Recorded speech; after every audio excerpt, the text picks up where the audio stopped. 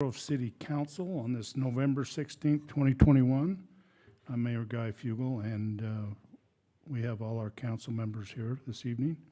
And we welcome all the general public that has joined us, along with our directors and other city officials here. We thank you for joining with us this night, and especially those who are joining us virtually.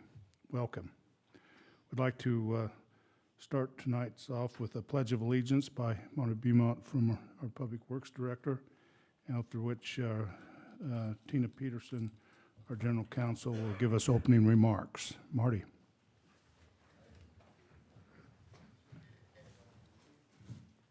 I pledge allegiance to the flag of the United States of America and to the republic for which it stands, one nation under God, indivisible, with liberty and justice for all.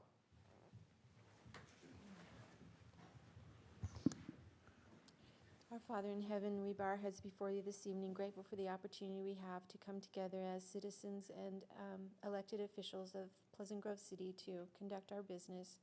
We're thankful for the opportunity we have to live in this beautiful city and to enjoy the natural beauties that surround us. We're grateful for the answered prayers with regard to the moisture that we have received recently, and we pray that thou might temper the elements, that we might have a good snowpack year so that we might have water for next summer. We also express our gratitude for the opportunity we have to live in this great country, and we ask you to watch over our soldiers. And we ask thy Spirit to be with us as we conduct business this night, that we might do so in a cordial manner, keeping in mind the best interests of the city's citizens at all times. And we say these things humbly in the name of Jesus Christ. Amen. Amen. Thanks, Marty and Tina. Now move to item number 4, approval of tonight's meeting agenda. And we have some changes, Scott. Yeah, we just need to add an executive session on a land, the purchase of, or the sale of property. Okay, so noted. So if that, I'd like to ask for a motion to approve tonight's agenda. Mayor, make a motion to approve tonight's agenda with stated adding of the executive session at the end. We have a motion by Councilmember Jensen. Do I have a second? Second. Second by Councilmember Williams. All in favor, say aye. Aye. Any opposed? Motion passes. Thank you. Now move on to our open session for this evening and open it up to anyone to come forward and address the council at this time.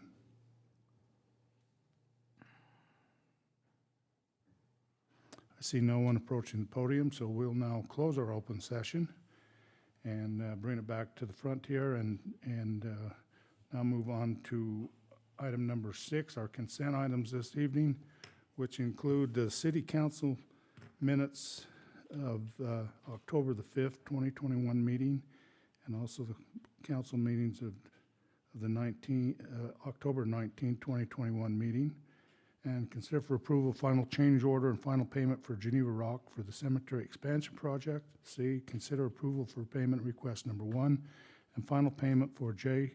Tyler Huff Enterprises doing business as concrete for the Murrayfield Estates and Annie's Acres project. And D, consider for approval payment request number 4 final for the Newman Construction for Pleasant Grove 2020 sewer improvement project. And E, consider approval change order number 1 and payment request number 1 for Geneva Rock Products for the micro surfacing of 2021 project.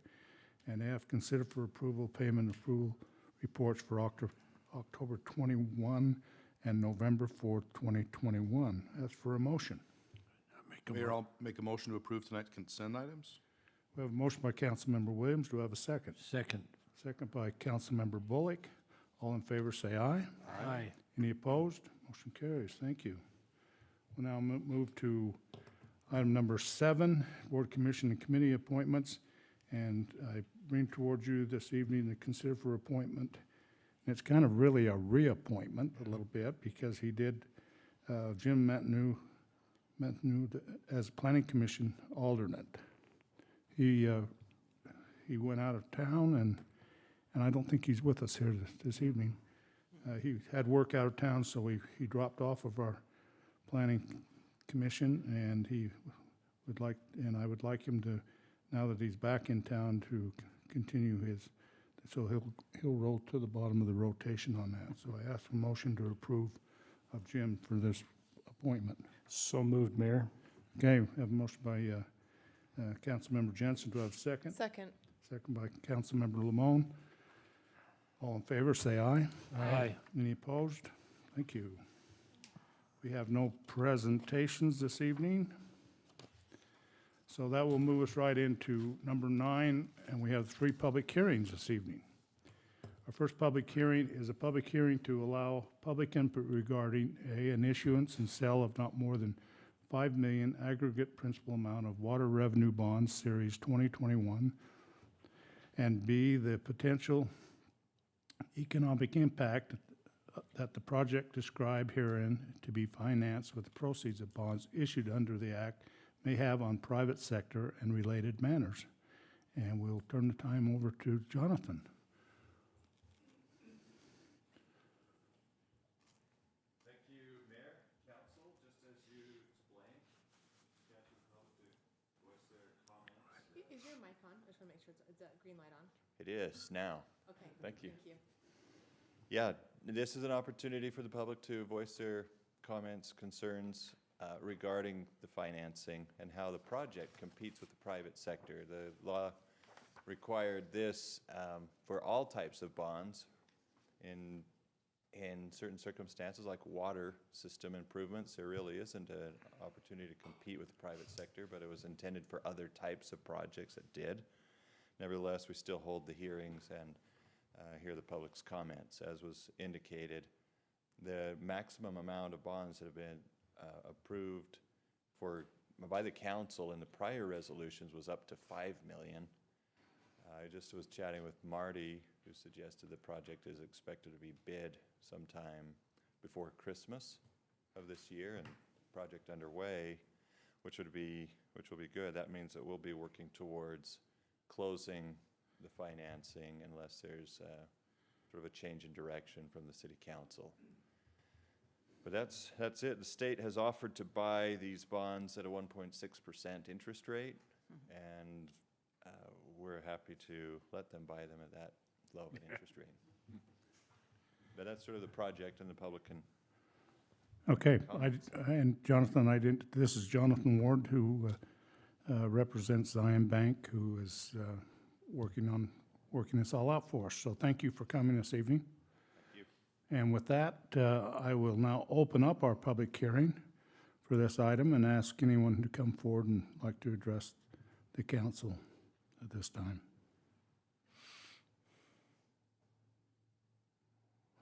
Okay, go ahead, come forward. Now, was this on the issues of the bonds for this? Yes. Okay. I just I was- wanted, I was there's just several wondering. we've got here, and I just wanted to. Sorry, I snuck in late. Okay. We thought it was at 7. Anyway, I was just wondering, it's okay, but with the new infrastructure bill that's passed from Congress, would we be able to get some of the money from that to help pay for it? I'll let Scott, we Like a had a grant meeting or on that whatever. yesterday, and I'll have Scott said what? address So that bill's so new, we don't know. We know the state of Utah is going to be receiving a good chunk of change into the billions of dollars for infrastructure. We don't know how that's going to trickle down to cities just yet. We're assuming it's going to be through grant programs and things where we can apply from the state, but the meeting we were at, Mayor, I mean, they talked about it, they just haven't set the rules yet on how to use that money. That's a great question.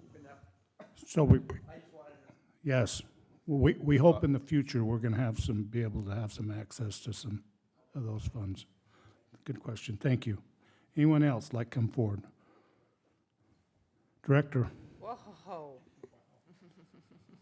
He's a resident now. No, I'm not. I wanted to answer Oh, okay. Brother Garlick's question, because we actually had an opportunity about 2 months ago to apply for funding through the governor's finance office. That was the The ARPA money. They had $50 million that the legislature had given them to divvy out through the grant programs. And I think that maybe to better answer that question is that we expect there to be more opportunities likely through this funding that we could apply for projects. We haven't been noticed that we were awarded. We did ask for $1 million towards this project specifically. from the governor's finance office, but we didn't, we haven't heard yet if we. No, and I don't think we got it. They were saying they had a couple $1 billion worth Yeah, of they have requests. 50 million, and it sounds like they got like $1 billion worth of requests of project funding. So probably not likely that we were awarded unless we were super really good in writing our. $10. But 1.6% interest is pretty darn good. Yeah, that's right. Anyone else like come forward on this public hearing? If not, we'll now close our public hearing and bring it back up the front and see if there's any other questions from the council that would like to bring up on this. Doesn't look like there is, and we've already acted on this, so this, do we have, I don't believe we have a motion. Do we vote to allow, or We've already, I think this is just fulfilling the requirement to have a public hearing, right? yeah, hearing? Okay. we've already All right. address this. Okay, we'll now move to 9B, which is the public hearing to consider for adoption Resolution 2021-062, adjusting and amending the actual and anticipated expenditures for the 2021-2022 fiscal year budget and providing for an effective date. Director Roy. So there's a lot of, in this body, there's a lot of projects, and I'll probably have Marty come up and talk about the detail, but we adopt our budget in June, and as Marty was going through the 3-year plan, the road plan, different projects come up that, as they're gonna do the road, let's fix the infrastructure underneath. And so a lot of those, some of them are different type projects, but some of those are incorporated, needing to get those done. And so I don't know if you had any questions on any of the projects, but yeah, there's 5 or 6 there. Marty. Explain what you've done to us.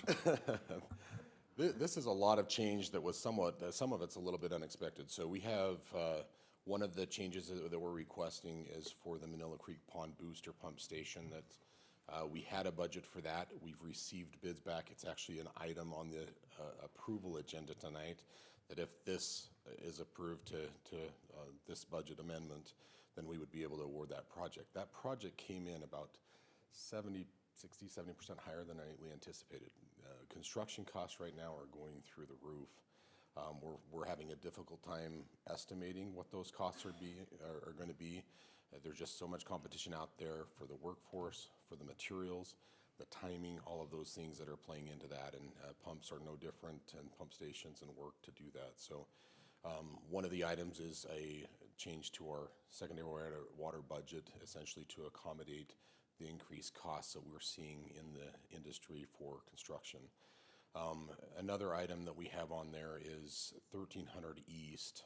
If you've ever driven that portion from 2nd South to 250 North, it's one of our most beautiful roads that had the slowest cars on it because you can't go fast on that road.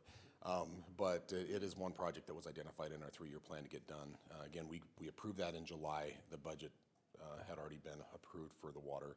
So we needed to come back and ask for funding for the water line to be replaced under that road. So that's one of the items as well as we've got to do storm drain under that road. So there's those 2 budget needs for storm drain and water for the 1300 East reconstruction that we're planning to do this next year. And then I believe there was another issue. What was the other item? 800 North Murdoch Detention.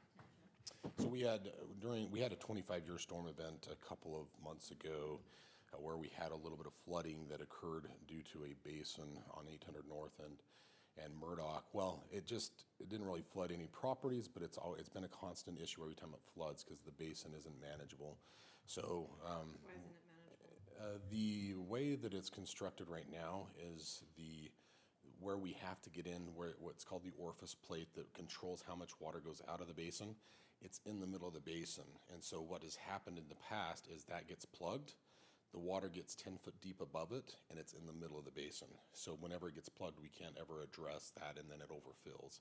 And so anyways, it's one that we need to modify the alignment of the pipes and how that is done so that we can actually manage that and not have a risk of overflowing the basin. So So that's another one of the things. Again, it's getting a little bit, we've got a number of projects that are under construction or under process to get under bid. And we are seeing fairly steep increases in pricing at this point.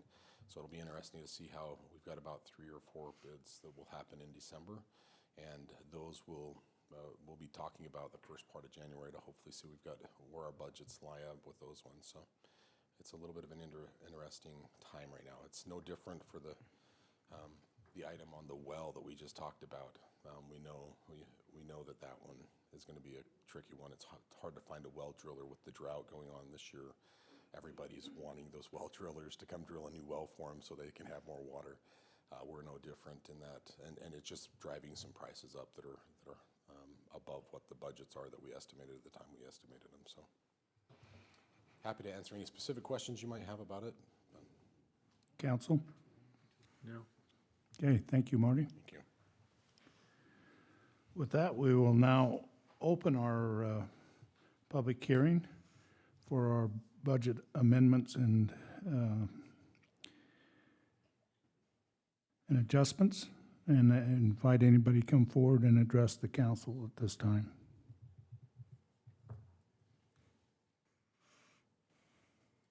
I see no one come forward. We'll now close our public hearing and bring it back to the front here for any further discussion or for a motion on resolution 2021-062. Mayor, I'd make a motion that we adopt Resolution 2021-062, adjusting and amending the actual and anticipated expenditures for the 2021-22 fiscal year budget, providing an effective date. Second. We have a motion by Councilmember Bullock, a second by Councilmember Jensen, and this will be a roll call vote, and we'll start out with Councilmember Anderson. Yes. Councilmember Bullock. Yes. Councilmember Jensen. Yes. Councilmember Lamone. Yes. And Councilmember Williams. Yes. Thank you. Passes unanimously. We'll now move on to our last public hearing of this evening, 9C, a public hearing to consider for adoption ordinance 2021-31 to apply the R18 single-family residential zone to approximately 2 acres on property currently zoned RR, rural residential zone, located at approximately 1045 north, 1300 west, and providing for an effective date. This is in the Mudhole neighborhood. And Steve Tidwell is the applicant, and Director Cardenas, enlighten us. Mayor, Council, so as the mayor just mentioned it, the application that we have today is for a rezone. I have to drag it, right, to the next screen? Okay. Do you want it just to mirror your screen? Oh, yeah, let's do it like this. There we go. So the application you have in front of us today, the applicant, Mr. Tidwell, he's proposing to rezone, to go from half-acre lots to an R18. But let's take a look at the property. This street right here is 1300 west. We can see it goes all the way north right here. I mean, travels north and travels south as well. And this is 1100 north. The property, the subject property, is this land right here, which is approximately 2 acres. What the applicant is proposing, again, as we can see it, the property is right now, the property's designation is rural residential. It has animal rights, and the minimum acreage for a lot is half-acre lots. So what the applicant is proposing, again, is just to reduce the requirement for areas per lot. Now, usually, when we have an item like this, a rezone, it comes with subdivision. It comes with a development. In this case, the applicant is still working in the subdivision, still working on how many lots he's going to do, or the location and the orientation of the lots. What happens is that if we take into consideration everything that is around, this property plays a role on the vicinity plan, meaning on the roads that we have right here. We have this road that it was ended, this one right here, and another one right here.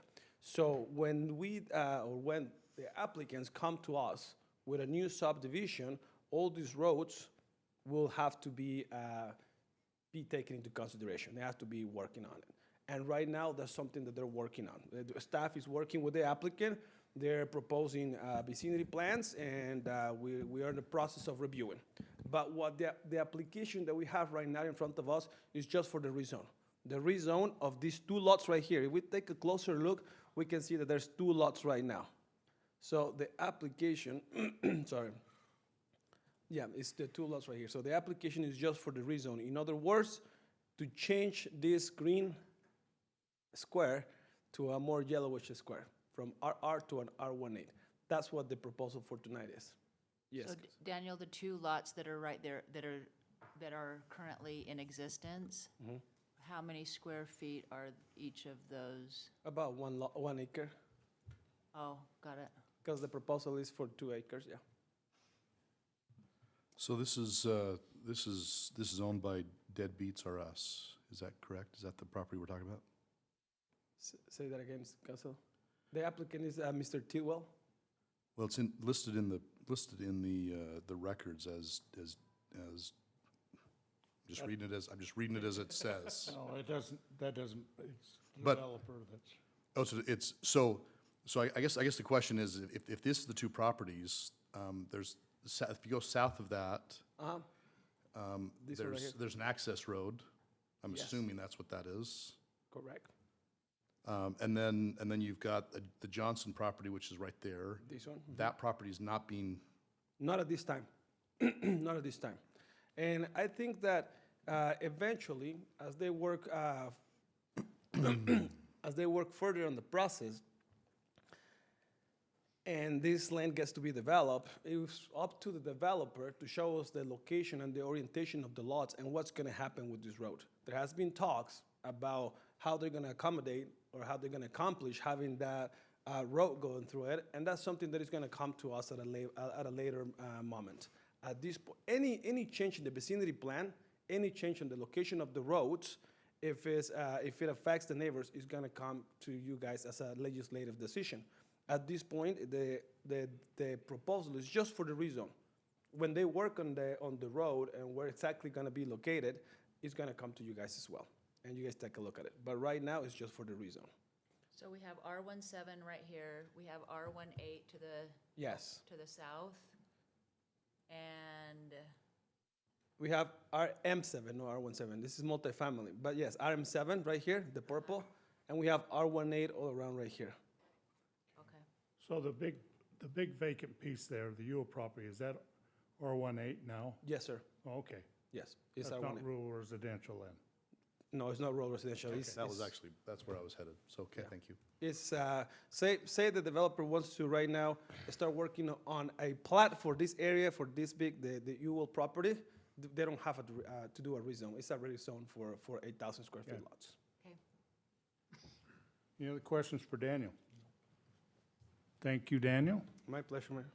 And I'd like to open up the public hearing for consider for adoption ordinance 2021-31 as Director Cardenas has stated there. Would anybody like to come forward and address the council at this time? And would you just give us your name? Come forward. Kelly Johnson, Yes. other lot, right there, acre lot.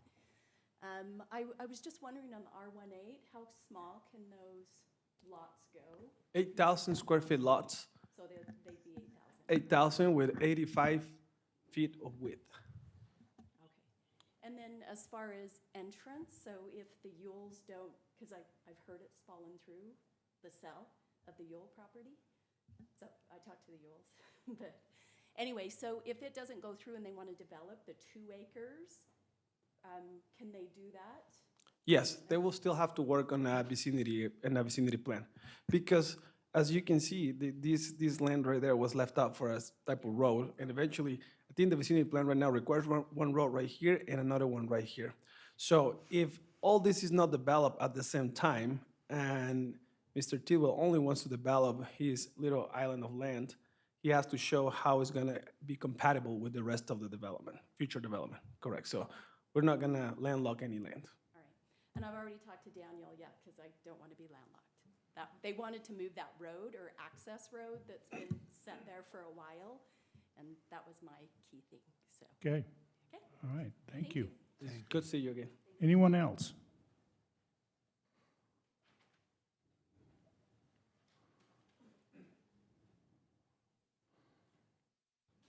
Angie Day, 1528 West, 920 North. And I kind of understand it a little better now with Mrs. Johnson's questions, but I was just wondering why that, what is the purpose of rezoning that? Like the end goal, I guess, is to develop the subdivision. Because it's now in a residential, rural residential zone, and to subdivide it, it has to be in a, yeah. But is that prohibiting, by not doing that, is that prohibiting the development of the subdivision? No. No? No, they No. get more lots if they get the R1. If they acquire those two lots. It just allows him to do So- that, yeah. So does Mr. Tidwell own that currently, or he wants to develop it? As far as I know, he owns it. Owns it? It's currently owned by Deadbeats R Us LLC. I saw that too, so. That's a good. And that's A what. lot, a lot of times they put the land in the trust Yep. or a company, and then they change the name of it, yeah. Okay, yeah, so we're just concerned, we back onto the Ewell field, the Ewell property, so we are obviously concerned about obviously we can't stop development, but the huge disruption that it's going to be to our little, nice, calm, peaceful neighborhood is concerning. You want to show which house you are, just. Do you want me to? Yeah. Oh, sure, it's roughly, where's, oh, okay, sorry. It's roughly like, we're right here, right back on anyway, back's on there. So it will just like double all of the homes and roads and access to our neighborhood that we currently have. So I just wanted to express that concern, and Yes. if there's a way that we can make it nice for all of us, that would be great. Okay, thank you. Anyone else? No, I neglected to, is Steve, are you here this evening? The one that's the, Tidwell? Tidwell? No. Okay, I didn't give him an opportunity to come up and say what he was doing then, so does anyone else like come forward? If not, we will now close our public hearing. Yes, Daniel? I forgot to mention, Mayor and Council, that this item was seen by the Planning Commission, and they forwarded a unanimous recommendation of approval for the rezone. Okay, thank you. It's good to know.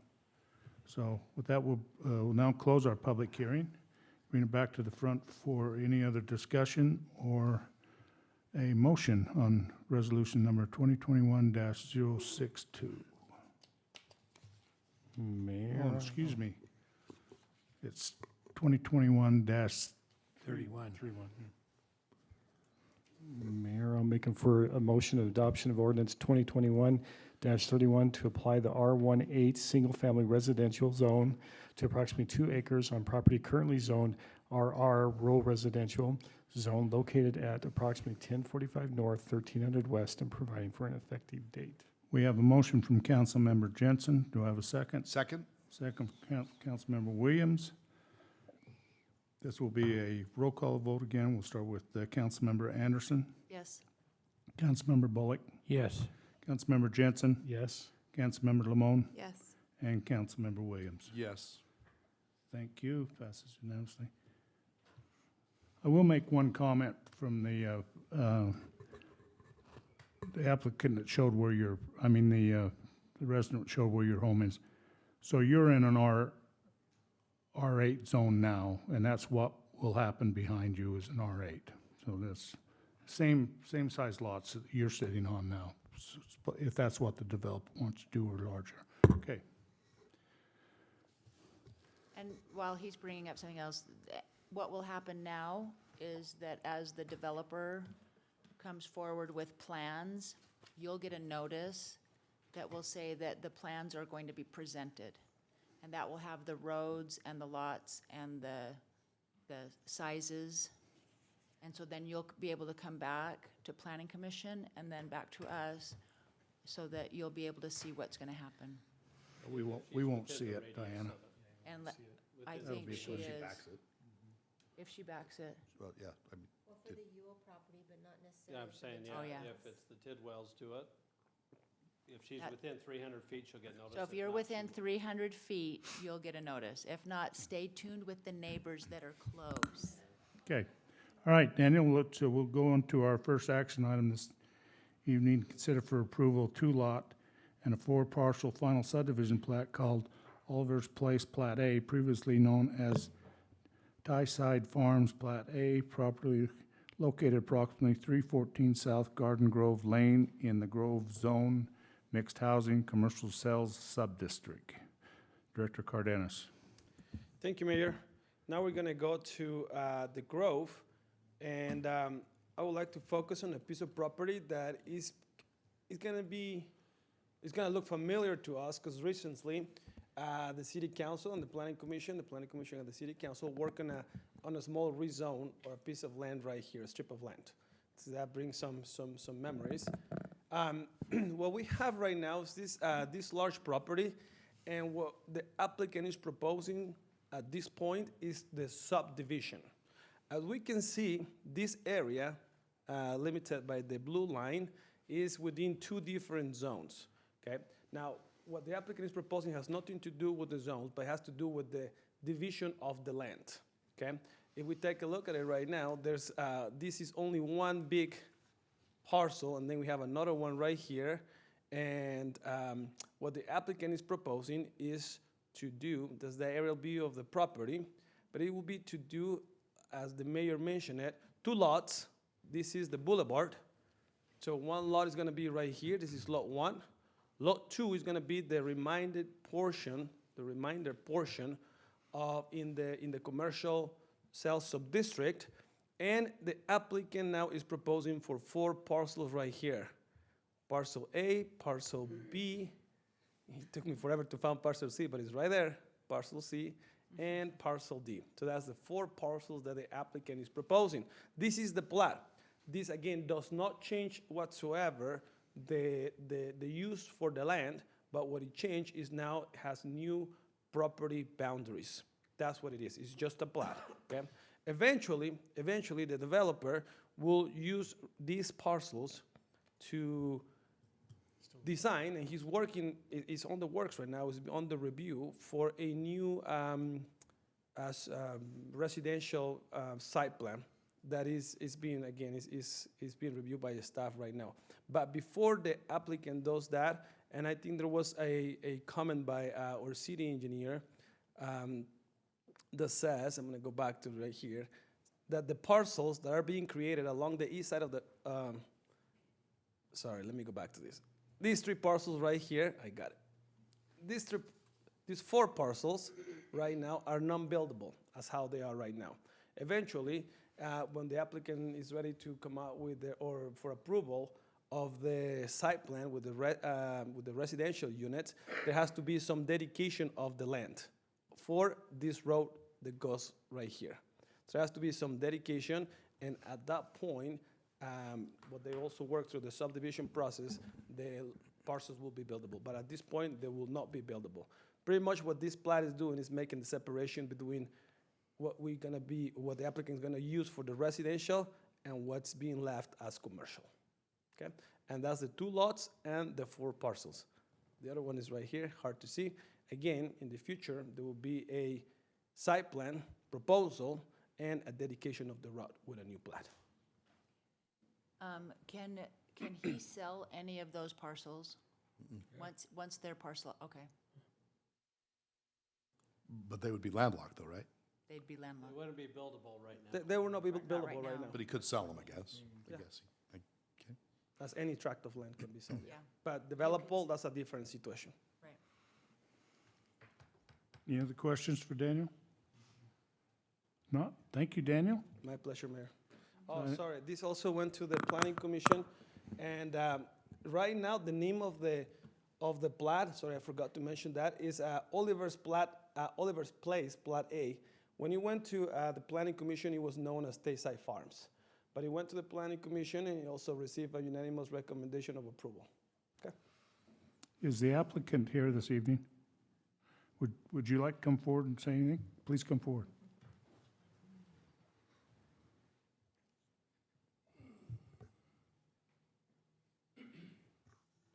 You state your name, please.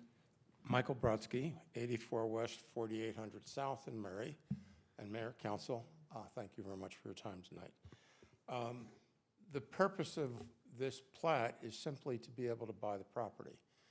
It has turned into a little bit of a complex transaction because we're dealing with multiple property owners whom own parcels that are portions of their property that are zoned residential, portions of their property that are zoned commercial. In order for us to be able to purchase the residential portion, we had to create this plat. There are 3 separate property owners in here, and when we are done, the 2 eastern parcels, that one and the one just below it, will comprise a subdivision called Tayside Farm. That little piece in the corner, I've already purchased from Mrs. Proctor, and top corner, top, right, right, right, the other way. Oh, the little parcel? That little piece, yeah. That one we've already purchased from Mrs. Proctor, and that too is part of the subdivision. As our development is finished, we will be constructing Garden Grove Lane from one end of this property that you see all the way to the existing road on the north side. So simply put, this is done so that we can purchase the property. Thank you. You're welcome. With that, Any council, questions? I'd like to, Mayor, can I ask you a question? yes. What is your eventual use of this property? Glad you asked. Can I show you? Sure. Oh, good. Just in case I was asked. This is the mixed housing zone? Give us hints as to what. There are 2 copies of each one of those. You can pass. Oh, okay, I see what you're saying. Oh, I see. The zone that we're in is a unique zone because it has a mixed-use component to it. And so what we're proposing here is along Garden Grove Lane, we border the community, excuse me, with single-family detached homes. And then on the inner portions of the property, we have townhouses. And we've got a mixture of a total of 62 homes. Right now, I believe it's 40 townhouses and 22 single-family homes. The community will be governed by its own homeowners association, and it contains a number of neighborhood amenities. There's a dog park, there is a covered meeting pavilion, a little picnic grove, and there's a pretty significant amount of open space. More than 40% of the property is considered open space. So just so I've got my landscaping right here. So in this photo, is that the top? That's the top, that's the. Hold that up so I can see it. This one? Yeah, So does it go like this? Yeah. reverse the top, the It second goes one. like this. Oh, I see. There you go. So it'd be this right there. Yes. So Okay. the top Okay. of that page are single-family homes, and they are on the perimeter of the property. And then all the way along the east side of the property are more single-family homes bordering Garden Grove Lane. They're also heavily landscaped. We meet, actually, we exceed your landscape requirements. And there's a lot of focus on the landscaping of the single-family homes along the road, just to enhance the appearance here. And these would be sellable? Oh, yeah, they're all These are for owned. sale. These are all owned. Yes, Great. That's Yep. nice. Thank you. sure. Okay, thank you for enlightening. We'll look forward to further. I'm Gonna hoping to deal be with back to with your that. planning commission shortly for my final approval, and then eventually back here too. Okay, thank you. Thank you. So that, any other questions, council? Not, I ask for a motion.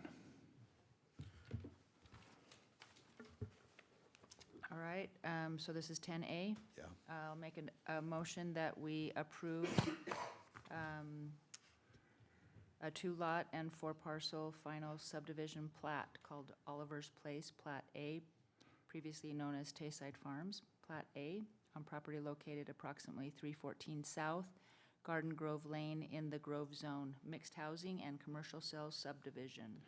Thank you. We have a motion by Councilmember Anderson. Do I have a second? Second. Second by Councilmember Bullock. All in favor, say aye. Aye. Any opposed? Motion carries. Thank you.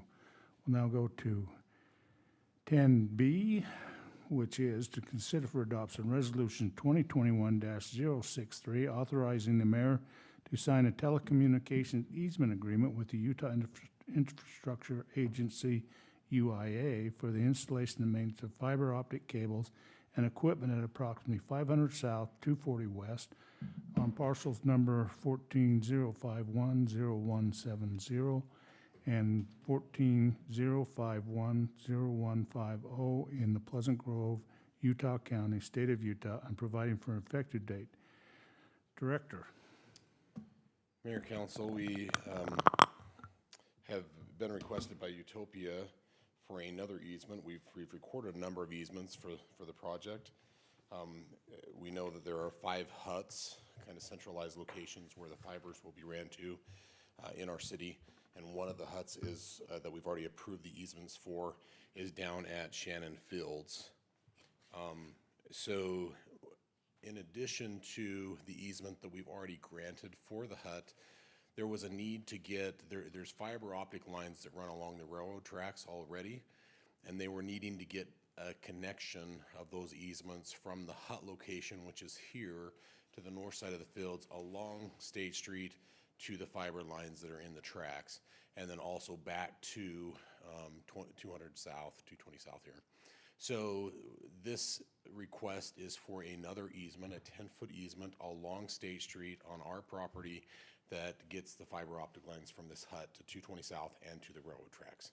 And I think you have in your packet an exhibit of that description. I don't need to show that, but that's essentially what it'll do. It'll be 10 feet along that entire length for them. And most of it will be done by boring like they're doing throughout the rest of the city, just underground boring through it. So I have a question for Marty. Question.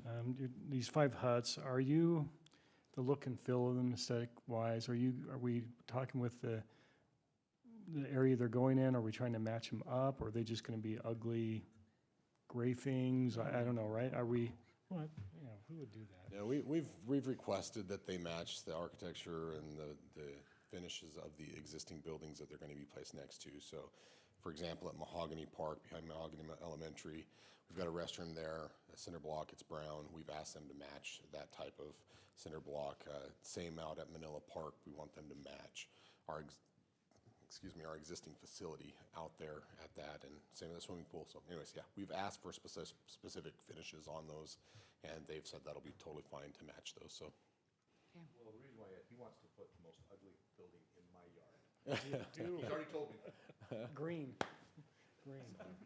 So glad it's gonna be nice looking. Yes, they should look nice. They should match the other facilities that we have, and yeah, they're not gonna be glass or something, but they should look nice in where they're planned. Any other questions for Marty? No. Okay, if not, thank you, Marty. And I will ask for a motion. Mayor, I'll make a motion to adopt resolution 2021-63, authorizing the mayor to sign a telecommunications easement agreement with the Utah Infrastructure Agency for the installation and maintenance of fiber optic cables and equipment at approximately 500 South, 240 West on parcel numbers 14.051.0170 and 14.051.0150 in Pleasant Grove, Utah, Utah County, State of Utah, and providing for an effective date. And I need my reading glasses. We have a motion from Councilmember Williams. Do I have a second? Second. Second by Councilmember Jensen. And we'll do roll call. We'll go the other direction this time. Councilmember Williams. Yes. Councilmember Lamone. Yes. Councilmember Jensen. Yes. Councilmember Bullock. Yes. And Councilmember Anderson. Yes. Thank you. Passes unanimously. That.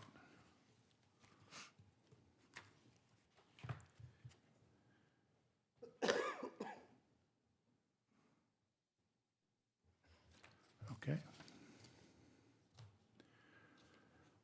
Now move to 10C to consider awarding the J. Lynn Robertson Sons Incorporated, the Manila Pond Booster Station with a total bid price of $1,068,785, and authorize the mayor to sign a notice of award and authorize the mayor to sign a notice to proceed an agreement upon receipt and approval of final contract documents. Director. As we mentioned just briefly earlier, we are planning to build a pump station to address some pressure issues on the very north end of the town. It's also a water conservation issue that we're having out there, and that's why we're proposing to get this and feel like it needs to be done sooner than later. But here at the north end of the pond, kind of northwest end, we're planning to put a pump station here. It will tie back into the lazy river that is currently flowing there. We're planning to do some enhancements with that. We put this out to bid and received 4 bids. The average bids were about 1.2 million, but the low bid was $1,068,000. And Jalen Roberts, who did the pickleball courts, are the contractors. We've verified that they are qualified to do the work. They have subs that are doing some of the pump work, but they're doing the buildings and the major excavation under the prime contractor on this. And we recommend it to be awarded. Wonderful. Any other questions? Marty's just putting buildings everywhere. all over the city. Yeah. The building will actually match the building, the restroom that's on the site, just so you know. Thank you, Marty. Okay. With that, I ask for a motion. Mayor, I'll make a motion that we award J. Lynn Roberts and Sons the Manila Bond Booster Station with a total bid price of $1,068,785, and authorize you, the mayor, to sign the notice of award, and authorize the mayor to sign the notice to proceed and the agreement upon receipt and approval of final contract documents. We have a motion. Do I have a second? Second. Motion by Councilmember Anderson, a second by Councilmember Bullock. All in favor, say aye. Aye. Any opposed? Motion carries. Thank you. That concludes all of our action items this evening. I do have a question, Kathy, there was another sign sheet on Resolution 63, the one just prior to this, I don't know. Okay, we'll figure it out. Okay. Okay, well, now we will, this time, go back to our work session and continue our 2 other items we have this evening. Thank you, Mayor. The first item is, if you remember, this was probably about a year or so ago, we had a group that wanted to come and put a cell tower in Veterans Park. And they kind of fancied up a little, I think, to kind of give it a clock tower look. And that's the way that they were going to proceed. Well, they have since kind of changed their thoughts, and they would like to do this at Manila Creek Park. Okay, so not Manila Discovery Park, but Manila Creek Park, which you just saw the overhead that Marty showed you. We've talked about this as a staff. There is a little bit of concern. There's not mature trees there, and so this would probably stick out a little bit more than it would if it were to be at Veterans Park. What was the reasoning for the change? Yeah. Yeah, what does it look? Remember?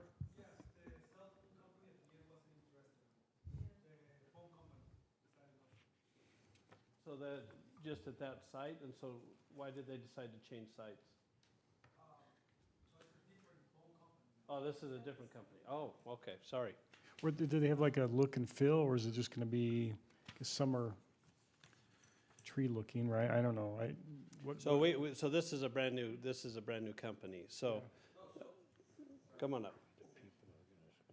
So the applicant or whoever's pursuing this, they only build the towers, but they work for cell phone companies, right?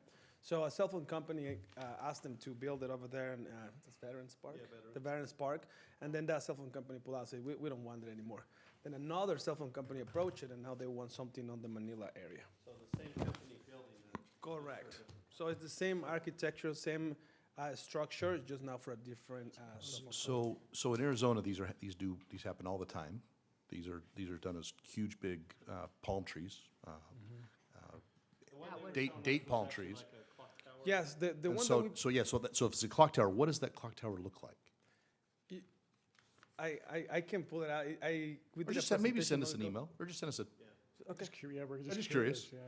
I don't think I have a problem with it as long as it's not orange. It's similar to Well, and I the, don't want a palm tree. And I don't want a palm tree either. it's similar to the one that is on American Fork by State Street. I There's think, one right there. I think It doesn't Manila look- you Pond can't is a tell. little I mean, it's- sparse to have something. It'd be kind I think it would look really out of place. I like the Veterans Park idea just because there are the mature trees. You got like just some different things going on there that made sense, but you don't want it to look like it's completely. They have different designs. If you guys remember when I presented this for Veterans Park, they had presented three different designs, and you guys chose one. Yeah, So right, But I is think it they the have same design trees. from Manila? no, they have trees too. They have trees, and they have towers, and they have different. I'd be curious to see those. Yeah, I think we just need to see what they Okay. look like. On the surface, I'm okay, but I don't, again, we don't want it to look out of place. So we'll have Daniel send that to you, and then you can give us some feedback if we feel like we need to bring it back on December 7th, just to tighten it up with you, we can, or if it's fairly unanimous on where you're at, then we can at least give them some direction on how to proceed, so.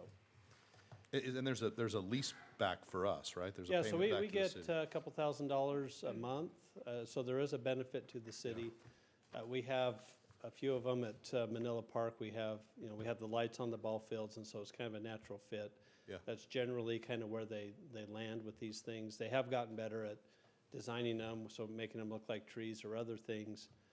Really, our concern with Manila Creek Park is even if it has a nice little design feature, it's going to be so tall, it's going to maybe stick out a little bit more than it would otherwise. Just, I've so- I've got land in my back. You Okay. can put it there if And- you'd and like. it's- because if you don't approve us, we'll just go to somebody else that's going to say we're okay. Yeah, I with was, it. I was at the Mesa Temple, LDS Temple dedication, or open house, and literally across the street from the temple, they've just put a huge big cell Oh, yeah. tower. That's a palm tree. And you would have to, Yeah, you'd you really would have to know. have to look and recognize that as a cell tower, or it just blends into the landscape. In Utah, if I saw a palm tree, I would. Well, that's why we're going It's a clock cell tower, tower. Brent. Okay. That's why we're going clock tower. He's talking about the concept. I don't know if they could design it like a silo, like a blue silo. Blue across silo, the yeah, street, that's you know. a good idea. Might That would fit in. They already got some on. Yeah, we'll blend right in. Why don't they just put Actually, you it, could put put on top of the blue an silo? eagle's nest at the top. 'Cause wasn't there an We've eagle got some up great there? ideas. yeah. Mhm. Okay, our second item was to discuss our library fines and fees, and so I'm going to turn it over to Sherry and have her lead that discussion with you.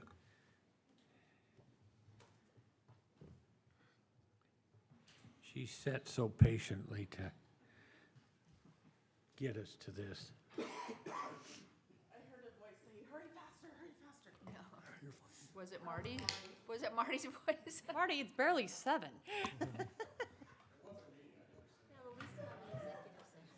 Yeah, that's right. That was Chief, Always remember, Sid, we used to go to midnight. that was Yeah, Chief you guys, Chief we used to Roberts go that to was midnight. saying it. This is nothing. Still not the right one. I don't think. Oh, no, it is. Yeah.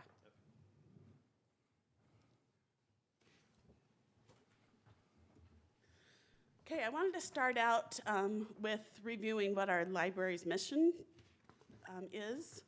And this was reapproved or newly approved by the library board a few months ago.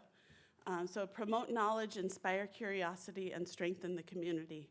So I want you to think about those 3 things that we value in the library as you're listening to this.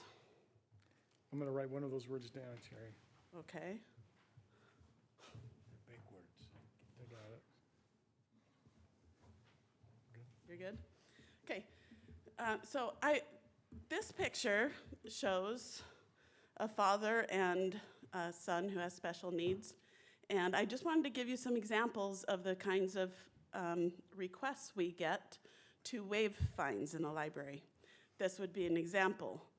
A special needs son who really loves to check out DVDs and doesn't always remember to return them on time, and the dad has paid hundreds of dollars in fines. A kid who integrates library books with his own in the closet, and nobody can find them when it's time to return them. A woman in an assisted living who can't get to the library super easily, but loves reading. A couple who has COVID and can't get to the library because they're quarantining. That's all they need. If Scott, only we that's- had utopia. That's not part of their mission statement, Scott. And this guy has paid his fines, and that's why he's allowed to use the computer to work on his job application. Now, when you look at all of Oh, those, wait, hold on. If you have outstanding library fines, you cannot use the computer. correct. Correct. You're Okay. barred forever Not forever, but, so, until you pay it. till you pay it, yeah. Or, well, pay it down to less than $10, And that could result from a lost book, right. right, that they've not taken responsibility for. Our overdue fines for DVDs are $1 a day, so that could be 2 DVDs 5 days late. It can add up pretty quick. So the reason I showed you those is because in any one of those situations, it's so easy to think, I understand that. I would just waive it if I were you. And that happens every single day, all day. And those are the people who ask. But of course, we get lots of others who just go, yeah, okay, fair enough. Yeah, I had COVID, but I was late getting my books back.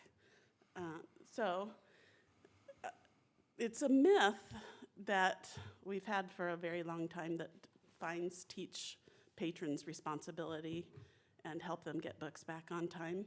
There doesn't seem to be any evidence of that. And I put the grumpy librarian, though that's how I feel like I look some mornings, just to show that we're not that way anymore. That's not what we're going for. We're going for those things in our mission statement, not to teach lessons or be grumpy. And that's what we're going for.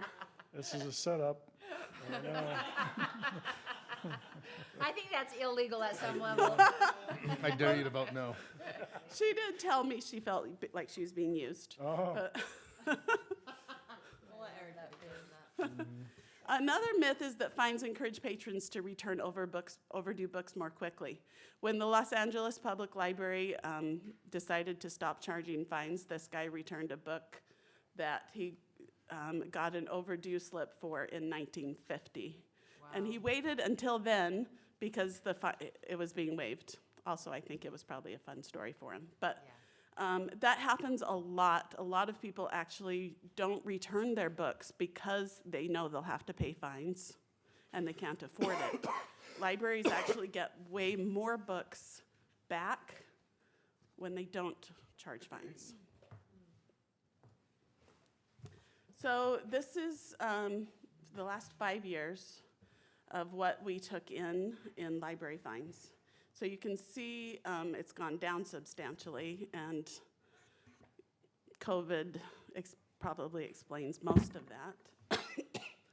Does it explain it because we didn't have the checkout? I mean, the people didn't check things out, right? I think that, and also 1/3 to 1/2, depending on the year, of our fines is from DVDs.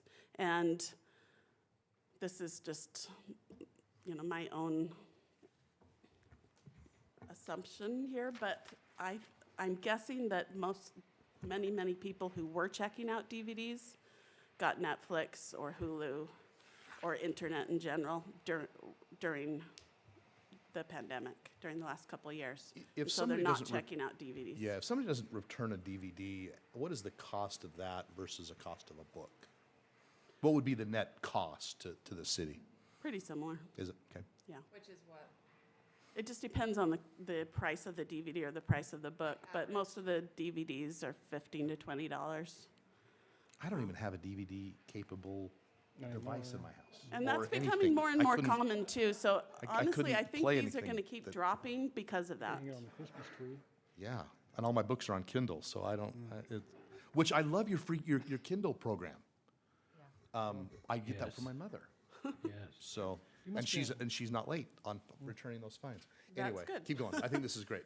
Okay, so the other thing that people don't think about is the fact that, okay, say we spend 1 hour a day of part-time work, you know, and this would be in 5-minute or 20-second increments, depending on the questions we get with the fines, sometimes longer than that, and say half hour a day of a full-time employee's time. Do the multiplication, and this is just saying, okay, 6 days a week for 50 weeks a year.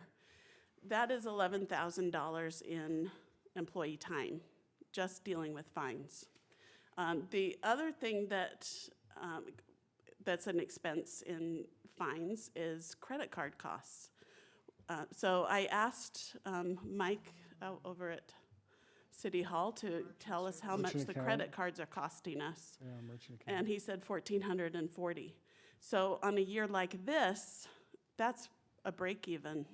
So we're spending as much time and money taking in these fines as we're getting in fines. Yeah. Understood. Yeah. So benefits of taking away fines. Increased library use, especially among those who need it the most, lower income. That they have found in places like Chicago, LA, other big cities where they could analyze big areas, that the areas, that the poor neighborhoods by far had the highest fines, unpaid fines. That makes sense. But that also meant they were blocked, and they were the ones who needed it the most. The second, increased library card signups. That happens every time a city takes away fines. People sign up for library cards. I've heard so many times people saying, I would bring my kids in, but we can't afford it. It's like a credit card bill for us that we just can't afford. Number 3, increased circulation of library materials, less time wasted discussing late fees. 5 is important to me, a greater feeling of goodwill toward the library, city administration, and city council. People love this. Increased book returns and more opportunity to receive knowledge, grow and satisfy curiosity, and strengthen the community. Our mission statement. And that's it. I was in the business of collecting fines. Okay? Yes, You were in the widget business, Brent. And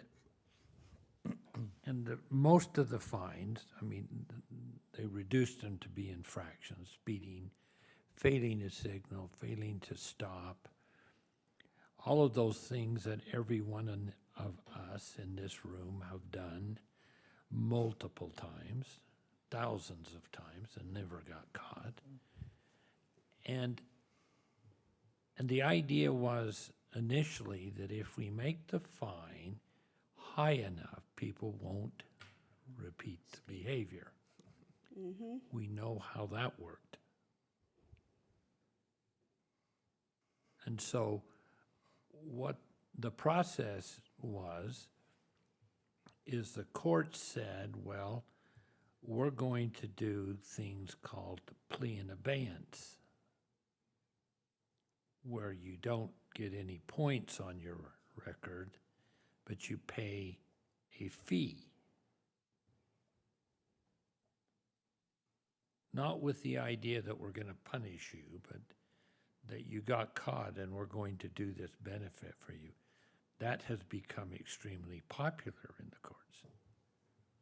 Now, I would propose, let's do away with fines.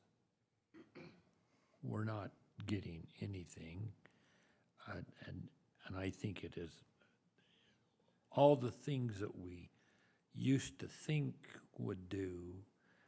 If we fine you, you're going to make sure you bring it back, has not worked. It doesn't work. Right. So how do we get them to bring it back? So the taxpayers don't have to replace the DVD and the books and things like that. So on that same line, let's say you have a book of 3 Habits of Highly Effective Real Estate Agents, right? And someone checks it out, it's your only copy. And they keep it for 3 or 4 months because they don't want other people to have it, right? Or they forgot about it, right? So the library then says, hey, that's our only copy, so then they've had to purchase a new one, right? And then that person decides to bring it back on day 1 of month 4, right? We're happy to get it back, but we've already made that purchase. What do we do? What kind of conversation do we have with that individual, or is it just thanks for bringing it back? It's thanks for bringing it back. Okay. But what they have found in places like Salt Lake City Public Library that's had this for 3 years now is that it made no difference in whether people brought it back. Either you're responsible or you're not. Exactly. I have a really hard time with this whole entire concept. I Mostly because I don't. there's other departments where we charge if you're late on your water, and the rec charges for their programs, and we have to do that to be able to hold people, somewhat responsible. If you borrow something, you need to take it back, and I have a hard time doing that. I just don't understand why, and as taxpayers, we will pay for the missing books and the missing DVDs, and it was, significant $20,000, $17,000 a year.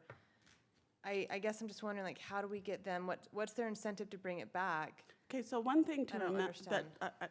I didn't mention too is these are overdue fines. So if it is lost or damaged, they still pay for it. Okay. So, and lost can mean they just didn't return it. So it may not really be lost, they just didn't return it. They get billed for that. If they then return it, then that's waived. But, so they are still responsible for that item. It's not just Yeah. that's not a shoplifting program now. Right. Right. Yeah. So, and I know you provided stats for, like you said, this happens in other cities. And do you have stats to go along with those? Like people who've done away with the fees? Because I'd like to see those stats and what those numbers are. So what numbers are you looking for? Well, you just said in cities around the nation or Salt Lake, they did away with the fines and they had these numbers. Yeah, I can send you those. Okay, I'd like to see those. What are the cities that have done away with these? So locally, American Fork has done away with it. Lehigh has done away with it. Eagle Mountain has done away with it. And have they done away with it enough to where they have numbers to be able to see? American Fork has just been a couple months. Oh, okay, but so they have the don't, others? But the others would. So my other question, sure, I'm coming up with some questions for you here, but Sure. the 5-year running average, I think, was 20 grand, right? If we take COVID out of it, and then you answered my question that I had. It was what's the overhead on it? What's that person, what's the cost of that person calling all these individuals, right? Whether Right. successful or probably most of the time not successful. Let's say you still have 7,000, that goes into general funds, so that's just a wash into general funds, right? And you may see portions of that money back in some form or another, but if we were to say, if that money those fines were gonna go just to the library, would that change your mind or anything? No. No? Okay. I'm in favor of it because I've done a little research, and as you may remember, I was a big opponent of it to begin with. But I've done a little research not only in high-income areas but low-income areas, and it didn't matter. No. It just flat. When you say it doesn't matter, what do you mean it doesn't matter? What mattered was the residents' ability to go back a second time and rent a book. I'll say rent a book. Check out a book. Maybe it's probably word. Check out a book where if they had a fine on the record, they wouldn't. And I would rather. It brings people back. It brings people back. So my only request, is to, if we agreed that this is to be done, that we put a PR statement out that says we care about our residents. If you don't bring a book back, you have to pay for it. But if you're a couple of days late, finish the book, then bring it back. We love our residents. So- Something like that. And I would actually like to testify to that, because I am a big fine payer. 7 children, this is when I had a lot of kids in my house, my life was completely busy. I had a fine all the time because it was just that we couldn't get back. Well, that's or- why you're on city council, to pay back those fines. Exactly, because of the big bucks we make here. But it prevented us from coming. Yeah. I would literally say, no, I can't go until we pay off the fine. And that's tragic. It's tragic. It's not a malicious thing. People are not trying to steal library books. Right. Crap happens. This isn't a financial decision. Well, and I This is, agree. this is a, They're this is not a intentionally literally, to shoplift a book. I just want other people to have the chance to read the book too. Like, how do we make it fair to everyone? That's what I'm saying. It makes no difference on the returns. People return. People return or they don't. and if So they, is and there and if, still- and if they don't, and if, Fines do not deter, just like Councilmember Speeding. Bullock was saying with Yeah, speeding. I still speed. Yes, Whoa. So if they don't return, then they can't check out any more books, is that right? there's a fine. that's true. Well, I mean, if there's not a fine, but I mean, if if they they've got, don't if they've got 100 books out, or how many books do you let a person check out for you? It's unlimited. Okay, so they're not bringing them back, when do you cut them off? Well, so after 4 weeks, so we send out something after 2 weeks that says your book was due 2 okay. weeks ago. So we right. still have due dates. So we send something out that says your book was due 2 weeks ago. And then we wait another couple weeks and send another one. And if they, Meanwhile, they can keep checking out books. yes, Okay. I think that was the mayor's ask. but once it's been 6 weeks? Yeah, 6 weeks, then it goes into the lost category in our system. And that's And what I was then getting, yeah. that's when they can't check them out until they're Oh, okay, returned. so there is a point that Yes, freezes their, There's still a Yes. system. that's good. It's just gonna encourage people to actually bring the books back because there's not gonna be a fine. What, right.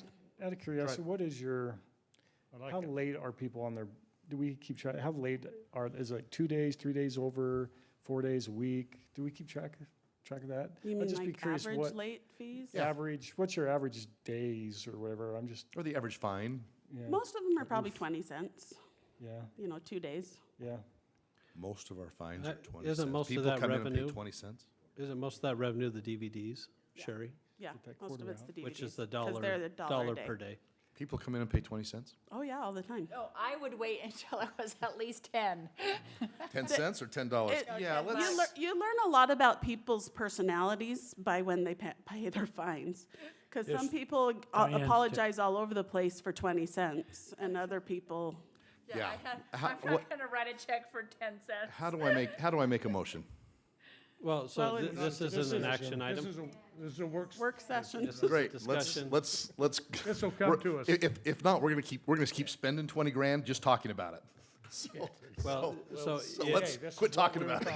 if the council's direction is you want to entertain that, then we will have it eliminated from the fee schedule. That would be the official action you would take. I mean, I'd like to try it. I'd just see how it goes. I'd Yeah, like to see. let's I'd like to do see it. the numbers And- after a and certain amount of just- time. That's a great idea. Okay, so just to make sure, it doesn't need an act of Congress here. You just, Well, no, our it does, direction it just because would it's the be, budget. We do have to vote on it. Yeah, Yeah, we have to vote on it. It'll come. do the fee Bring schedule it in to us February. Mm-hmm. next month, okay? All right, okay. December, When is this? December 1st or 2nd? Is that when's our next meeting? Well, I December. mean, the fee It'll be schedule can be July. amended at any time. Yeah. We just have to give notice, because it is a public hearing. Well, let's just get on to the Decem- next meeting then. At So next th- meeting, We, put it on. well, Doesn't have to be Let's complicated. just start our next Yeah. meeting. All right. Yeah, we're already here. we'll shoot for December 7th. Okay, Great. sounds good. And sorry, I don't want to belabor this, I'm going to be the greedy city manager just for a minute. Will you go back on your slides? Sure. I just want to make sure this is clear to the council, right there. Nope, go back, by the way. Okay, so we're taking $20,000 now out of our general fund. These fines become general fund money, which is kind of our hard money to acquire. So just want to make you sure, aware. That $11,628 is not money we save. It just means their time's going to be spent differently. Okay, so instead of calling people and getting That's fines right. back, More they're going to be helping effectively. out in other things in the library. We're not creating Right. enemies Yeah, anymore. I just want to make sure that Yeah. that's not a money saved thing, but that That Yeah, is, But we gave you that money back in puzzles, so you're all right. that was a one-time money. With that being said, I mean, obviously, this is probably more philosophical than it is financial. Just want to make sure that's understood. We'll work towards having this in front of you on December 7th. Thank you. Great. Okay, Great. sounds good. By the Thank way- you, Sherry. By the Thank way, Oh, Sherry. Sherry. Oh, go ahead. Go ahead. Don't leave yet, Sherry. No, Yes? I didn't have anything. I didn't have anything. I Okay. did, Mayor, I Hey, did. while you're up here, if you have anything for the library tonight, I don't want to have you walk up here again. No, but the Veterans Day program went very well, I thought. I know most of you weren't able to be there, but it was really nice. And we Hey, had Sherry? bagpipers who were really fun. Yeah. Sherry, the most Oh, I important love people were there. That's right. Yeah. Hey, the mayor call evening was just lovely. to I sit missed down. it, but I I heard know you that. do. I heard he was great. I was marking off on the list, so I marked you down. For those Absent. of you who don't know what he's talking about, Mayor Call did a book Yeah. talk at the good. library. It was really good, really good. It was, Yeah, the veterans program was awesome. I would like, for those events, I was telling Dan, I think it'd be awesome to have a live stream, just like a Oh. camera or something set up. Because I know there's a lot of older people who might watch it, or just people who can't get out, or are they're at work or something. It's a good idea. Just set that up for our events. It was Veterans Memorial Day in the cemetery. It's an awesome program. It is. It's always inspiring, I think. Yeah. okay, thank you. Oh, and Sherry, by the way, miracles happen. The sign looks really good. Very good. She's getting really good at it. I love it. yeah. It's- Love Yeah, it. I it see is tons a of learning information. curve, I'll tell you. Yeah. Because we're trying to not be one of these tacky ones that you can never read it because it goes by too fast. It or doesn't. it's- It's perfect. And so she's still figuring it out, but she jumped in there, that's Cindy, she jumped in there and learned it really quick. Love it. So, yeah. Great, great, great. And if you want anything put up there, let me know. Anything that's I- not up there. I had somebody tell me the other day, Go, sure. they hated driving down First East because of the bump. They said, now that there's a sign, I enjoy it. Oh, Oh, that's good. I was expecting it to be. It's a little, Now I it's a really little hate it. information and then the bump. And what's really great about it, the county doesn't own the sign. My brother-in-law said, so they took out those trees so you could put a sign up? Yes. Yeah. Yeah. Exactly. That's how we're selling it. Yeah, Actually, if you've ever sat there and watched people fly off that bump, it's actually entertaining. Yeah. Okay. Guy with the trailer. So I'll open it up to the other directors, anyone who would like to come forward. I'm not going to go by name, but any of those who would like to come forward, please come now with any other things that you'd like to talk to. Marty?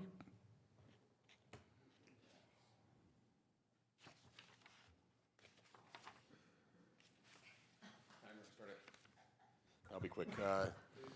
Projects are kind of finishing up for the year. We got PG Boulevard, the mill and pave done on PG Boulevard. It was a little bit tricky with some of the weather. We were hoping to get all of Center Street done, but due to the weather and now it's getting too cold to pave, not recommended to pave at this point. So we're gonna push that off until spring from State Street, and we'll likely be getting that all the way to First East. Right now it's to First West, but we'll be looking at that. We do plan to go all the way in front of the library and all the way to First East. And then with the county project, which I heard that we could cancel now because the sign's in, I'll talk to the county about that, but, joking.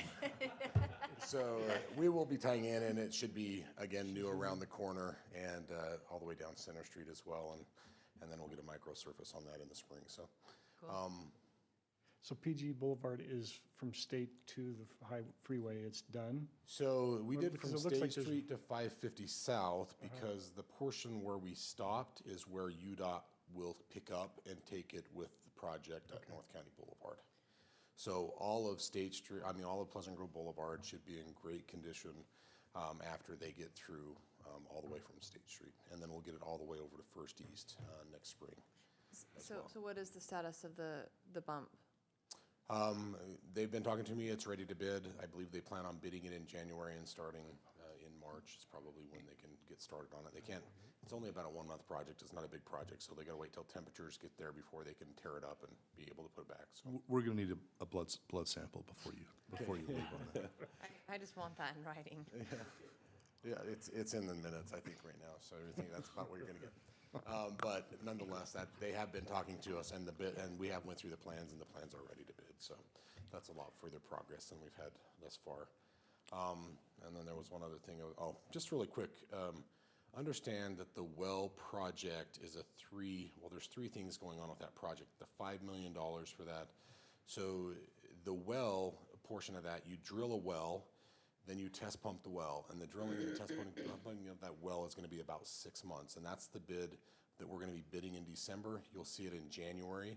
We'll start the drilling hopefully January, February, and it'll go through probably the July timeframe.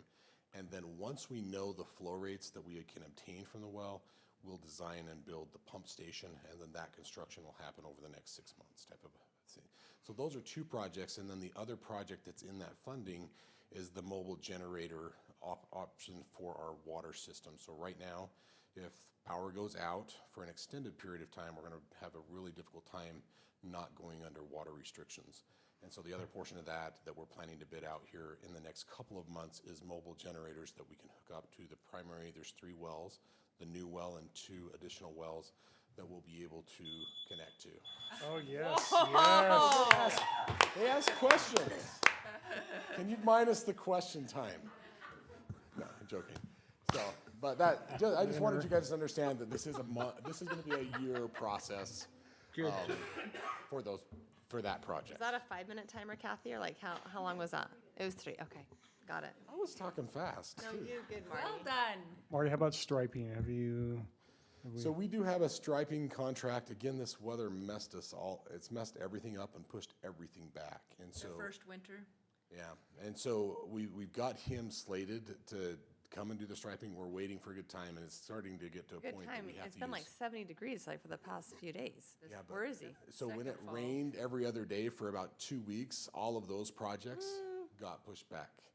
And yeah, so and now the temperatures require a cold weather paint, and there has to be a good drying time. It extends the drying time. So there's a lot of things going on with it.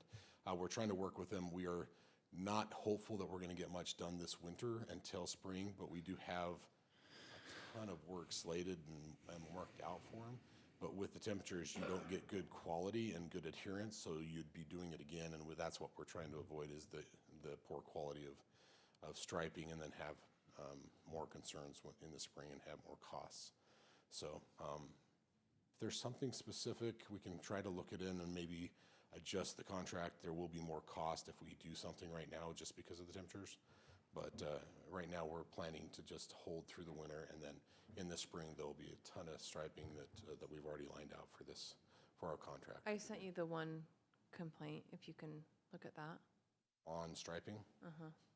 Okay, It was a Remember that couple one. weeks ago. okay. I'll check into that. So, any other questions for me? Nope, thank you, Marty. Yeah, you're welcome. Anyone else like come forward? It's good job, Marty. Give him a hard time, he takes it well. Correct. All right, we're still gonna set the timer, but thanks, Marty. Sounds like I'll be bringing all my overdue library books back on December 8th. Finally, So finally. I'm Hold glad on to those, hold on. Chief and I, I'm glad you admitted to speeding on record. yes. So I don't have much since the robbery and the stabbing. We haven't had any major details, but What? A robbing and stabbery? A so robbing and stabbery. I did want to let you know we ended up filling our 2 positions. So it took a little bit. There wasn't a whole lot out there to choose from. We ended up hiring. I call him a young kid. He's 21 years old. Put himself through the academy. His name is Ryan Costa. He does have a little bit of experience. He's worked for Lone Peak as a reserve for a couple months, so yeah, we'll do the best we can to school him up. The other guy we hired is a PG resident. His name is Dennis Green. He's lived here for about 15 years.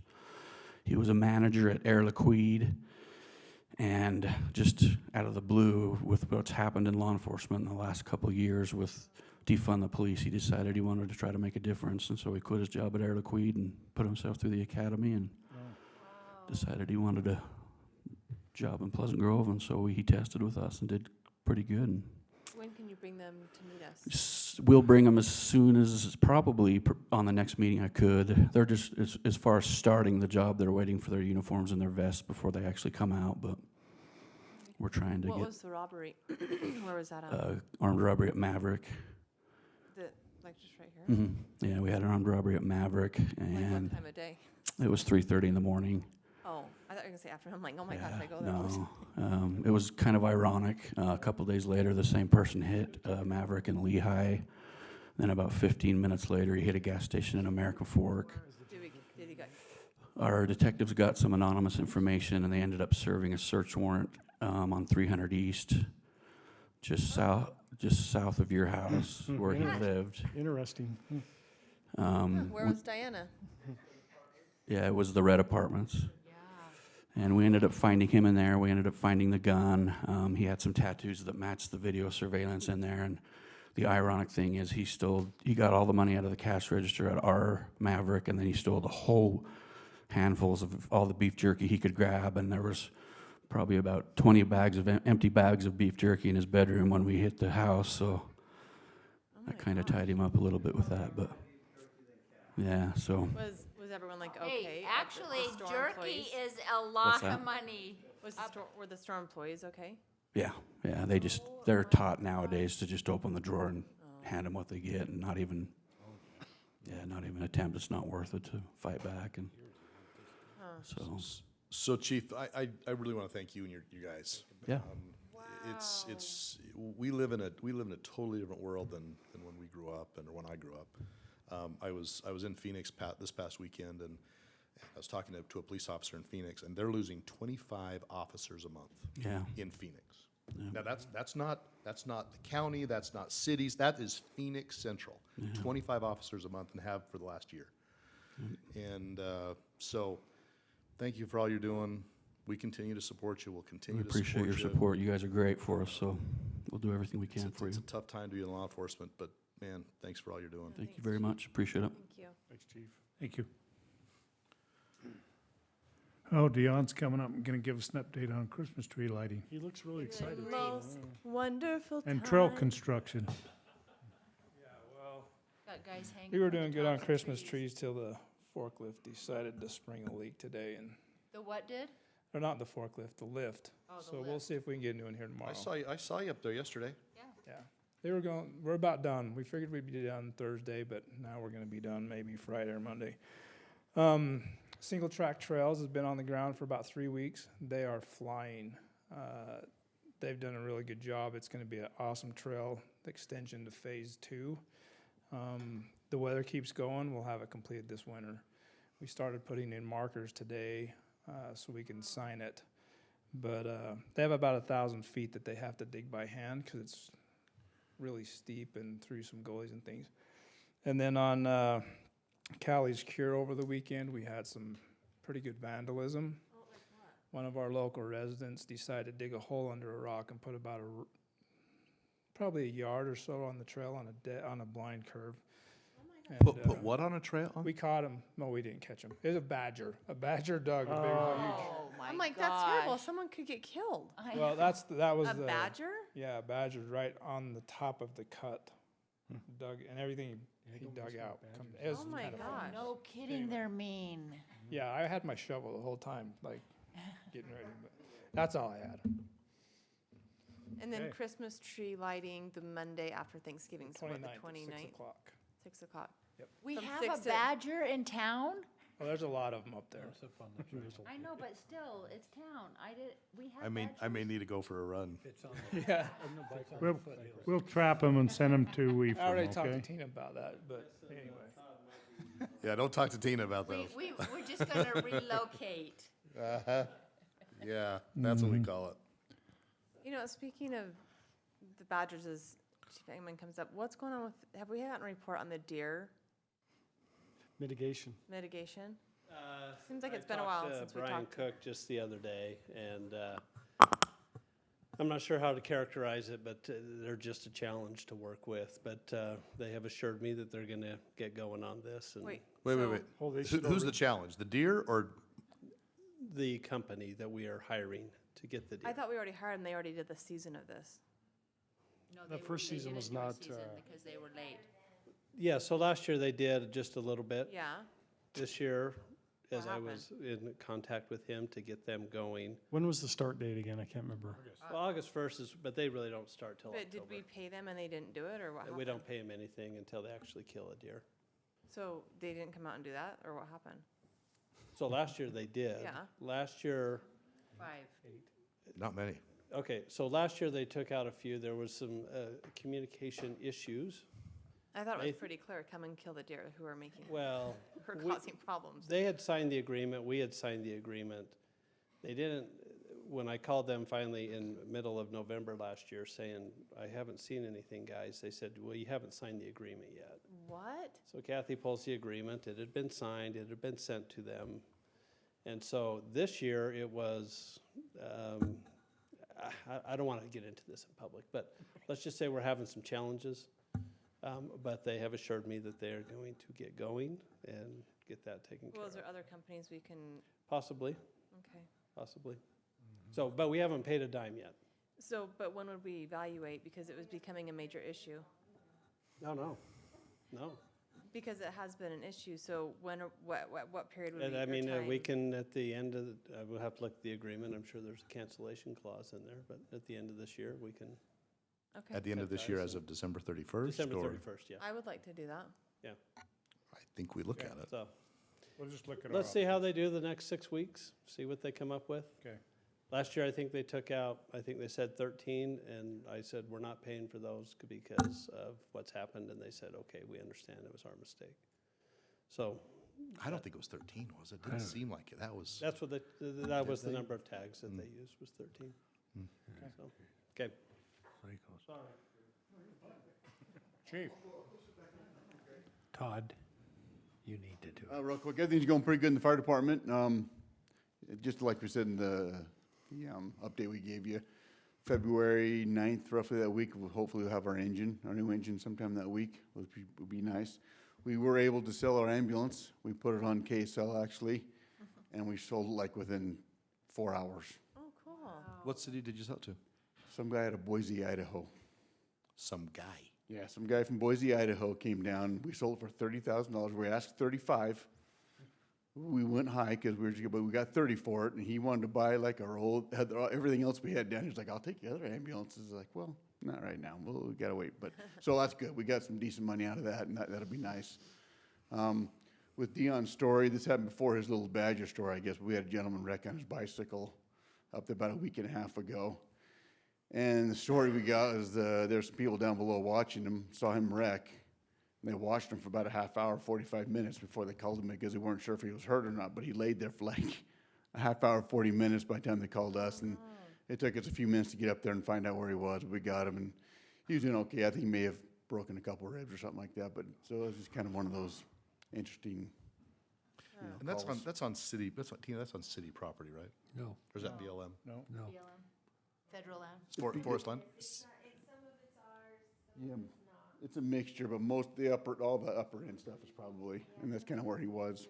I'd So, go with the Badger story. Yeah, no, I was gonna at shoot that with the time. Badger Badger one, run out but- in front of me. Yeah. Yeah, but other than that, everything's going good. We're still looking for part-time medics. Medics are really hard to come by, keep all of our shifts full. Other than that, Okay. everything's going great.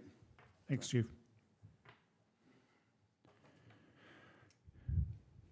Tyler? He's like looking around.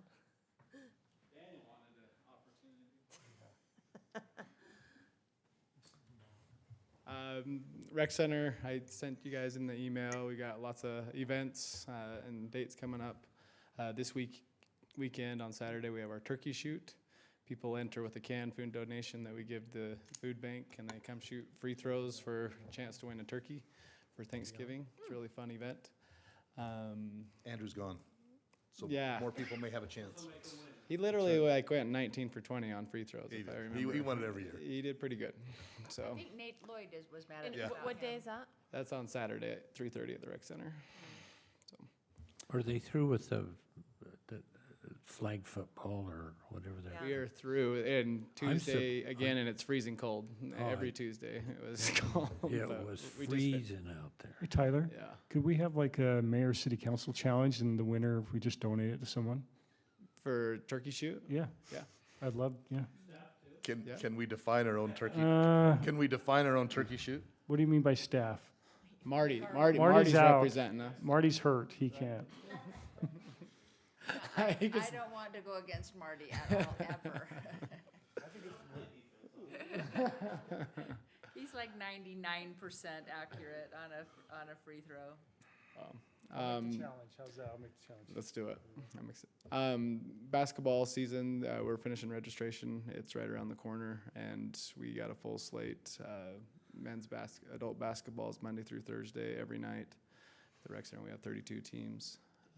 Just getting busy in the rec center. If you know, we really appreciate the new sign as well. Junior Jazz basketball looks great for registration on there. And Joe's working with Cindy, and so we really appreciate that being in the city. So thanks for that. And yeah, we're just looking forward to get basketball season, and then we'll have a pickleball tournament in December. 'Tis the season, and I'm sure Sid's going to come represent there. So there's another challenge for you, Eric. Actually, we could sponsor her. Would you? Thank you so much. We get you an outfit for every time you play, a different one. Okay, I like it. I like Wait, it. That's all on the sign, do you guys, like, how are we rotating that through the departments? Like, yes, no, just We're rec? kind of like Sherry said. Because I think it would be fun to have clever, like, give an award for, something clever on there. Anyway. Yeah. You're asking us to be clever. Hey, rap boy. Let's have a meeting on this and talk about this Clever. cleverness. That's all I got. though. Okay, thank you. Thank you. All right, I think that's, unless, Denise, do you have anything for us? No, just hopefully we'll have an audit here soon. I'll have some financials hopefully tomorrow, and then I can work on all my stuff. But we should have our lease RFPs back for next week for the fire truck and police equipment and the rec stuff that we do. So I put an RFP out for that. Interest rates are still good, so I'm sure we'll get a good interest rate. But other than that, I think that's it. Okay, Kathy? Tina? Nothing more than what was in the update email. And the quiet Kyler. Thank you. Thank you for getting everything up tonight. So, Scott, we'll turn time over to you and maybe go over if you have anything else for the council and also the December 7th meeting. Yes, we already talked about this, but November 29th, which is Monday after Thanksgiving at 6 o'clock here at the downtown park. Last year we didn't, I can't remember what we did last year.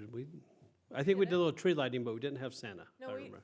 Yeah, we did. Or Santa We did. came, but he Yeah. just waved to the kids. Yeah. Yeah. They didn't get to sit on a slab. And then, Dion, do you have some people on your team that are planning to dress up? Dion, That's top secret. do you? That's like the best part of this whole thing, the Grinch. Dion's working his magic. Okay, awesome. We have somebody that is organizing that. She just texted me a couple days ago saying that she's not going to be able to do that anymore. Maybe you and I talk, Sid, and see if there's. She's not able to plan it anymore? Well, she's got something that's come up that night, so she's not going to be. So she's still gonna plan it, but just not be there that night? I don't think she's planning it either. So I think she had it most of the way done. And I'm trying to get a hold of her to find out. But the intent is donuts, hot chocolate, the choir, and Santa. And the tree lighting. She just told me she's planning it, but just can't be there that night. Oh, okay. So maybe just coordinate with her. Oh, okay. Perfect. I guess I misread what she was telling me. Okay. Okay, so for the 7th of December, right now, for our work session, we are going to be prepared to unveil the vision and mission statement we've been working on as staff. I think, do we want to put employee, Kathy, if you'll put that on there, new employee introduction, we'll do that as well for the 7th. And right now, what we have set up is a couple action items regarding storm drainage, working with UDOT on a couple items. That and our own storm drain, city code, title, what do we call it? Thank you. And we have our stormwater management plan. I think we're required yearly to update. We'll have that in front of you. We'll also have our meeting scheduled for 2022. When was our meeting with the school district? Remind me. Thank you. That is going to be the 29th as well. And that will be at 7:30 in the morning. So I think I initially told you 8 o'clock, but they needed to meet at 7:30. So we're going to meet here. Oh, here? Yep, community room. 7:30 to 8:30, we will be providing breakfast. The intent of the meeting is they've requested to really a little bit of just get to know you, so we know who they are, they know who we are. We probably will discuss a couple issues. I think they have a couple things they want to discuss, and we have a couple items we need to discuss with them. So that will be that morning. Okay. That's all I got. All right, with that, I'll start down with Sid. You have anything else, Sid, for the? Yeah, I mean, I just had a lot of people ask about the going-ons of my latest pickleball. Who just put that up? Who cooperated? If you notice, I'm holding a check there. That was my first tournament that I got paid $59.50. I split it with my partner, who's also a Pleasant Grove resident, Libby Hammond. We're playing for the tournament championship on December 1st. Well, this was the championship, but he's having another championship on December 1st. The pot in that is $250. The entrance fee is $100, so basically we barely get any money back. But regardless, you're now considered on the circuit once you start getting paid $59.50. You are a professional. So and this is 2.5? Excuse me, Eric, it's 3.5. And I took second place with employee Scott Wells in our first mixed doubles tournament on Saturday. And my goal was to be a 4.0 player by the end of the year, and I'm going to play 4.0 in the Christmas pickleball tournament at the rec center. And I owe everything to the outdoor courts, the inside courts at the rec in the winter, and Tyler Wilkins and everyone else who made this possible. Thank you. How about Well your parents? done. How about your parents? My parents for birthing me, yes. What's that? That was like an Oscar acceptance. Yes. And I'm so, so proud. thank you so much for all your support. I feel like Diana's been like the only council member to really support me through this. So, I mean, feel- you guys have been supportive, but as far as council members, only Diana. You're competitive like me, so I appreciate that. I feel so lucky to. You're repping us. I feel so lucky to sit next to her. I just. Thank you so much, Please Brent. keep me on. But I'm telling you, our programs, when those courts were built, that's what I got in when I got into pickleball. So I'm Yes. telling you, and my son Ryder, he Less plays. than a year. Think Look it's at like what 6 you've months. done. Thank you for that. Thank you. It's taken you a year to earn the $23. Congratulations. No, Todd, it was 119. We divided it by 2. It's $59.50. Okay, okay. But my son Ryder played flag football. They were a terrible team, and they took second in the losers bracket, but they still took second. They worked their way back up, and he was quarterback, and he had such a fun time. By the time we got done, he could throw that football. And so I'm telling you, our rec programs are freaking amazing. And I will testify to anyone any day of the week about those Yes. programs and what they do for all ages in our community. Yep. Boom. Wait, do a shout out to your partner. Tell me who it is. Yeah, her name is Libby Hammond, or I think it's Hammond, Libby Hammond. She lives up 200 South. We met on the courts playing pickleball. She asked me to do the slaughter with her, and so now we're going to play for another tournament in December 1st. So I'm super excited. So again, I met new people too this year from playing. Okay, Brent. Thank you. We can leave that up just for the rest of the meeting. Just After that, I have nothing. I just. Gosh, I am searching every part of my being. I have nothing. Okay. He's so happy. I was under the impression that this next month, the pickleball courts will be closed down, right? Indoor? There'll be For no. cleaning. indoor. For cleaning, right? No. Yeah. I have nothing, Mayor. I've Dion, let's just grab me afterwards. I have some answers on your badger problem. Yeah. Glock. Yeah. I've been on DWR website. They're all legal. I just, No, actually, Okay. that is terrifying. And you- and you're not in the city limit. Okay, okay, we won't go in there for, okay. Anything else? Okay, I'd just like to, hey, thanks, council. It's, hey, I can't believe we're the middle of November here, and wish you all a happy and a great Thanksgiving. I get to spend this Thanksgiving with all my grandchildren and my 2 daughters, so, and son-in-laws, so we haven't been together as a group for a long time, so it's gonna be very special for us. And, because we always compete with the in-laws and always, but anyway, so, just, let's be thankful for what we have, and be thankful that, we live in Pleasant Grove, because this is a great community, and, hey, I feel safe, you know, and we're just tucked away, and even though we may have a few robberies and a few other things happen, we're in good shape here, and I just appreciate all of you, and let's just be thankful for what we have. Okay, thank you. Well, we do have need for a closed session this evening to discuss the sale of real property. Is that correct? And so I would ask for a motion to adjourn from this session and go to our closed session. So moved. Oh, second. Okay, we have a motion by Councilmember Bullock, a second by Councilmember